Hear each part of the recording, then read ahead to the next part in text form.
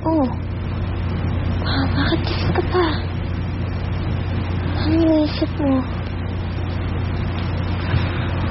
Pinapantayan lang kita. Siya magiging baby natin. Talaga?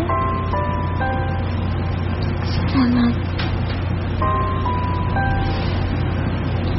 Siya nga pala. Kamusta yung pag-uusap niyo ni Corazon? Ngayon, nagsabihan ko.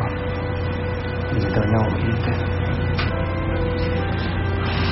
Bakit daw siya nagkakaganon? Hindi naman sinabi. Pero alam mo, may punto rin naman siya. Masyado na maliit ang bahay na ito para sa atin. Una, ikaw at si Mercy. Ngayon naman, kainin mo rin. Ay, kailangan na talaga nasigo natin umalis dito. Pero saan tayo pupunta? Tsaka kailan? Kailan pa yun? Ako nang bahala ron. Huwag ka nang mag-isip. Ano mo iniisip ko? Bumalik ka na sa probinsya. Sa Bicol. May lupa pa rin ang suwing ko. Pwede kong sakahin yun.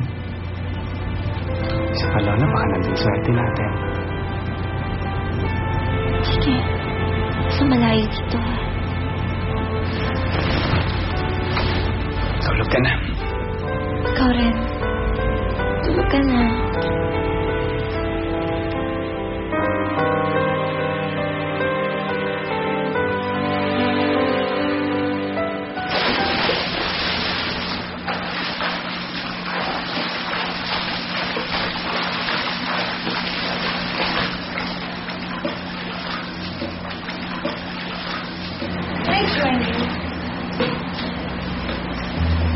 Malamig ba?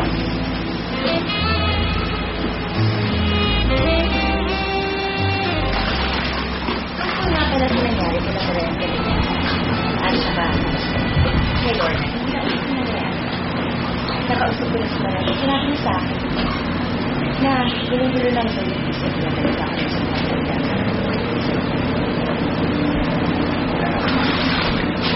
Malita pa po na. Dito pa kami makakita sa atin.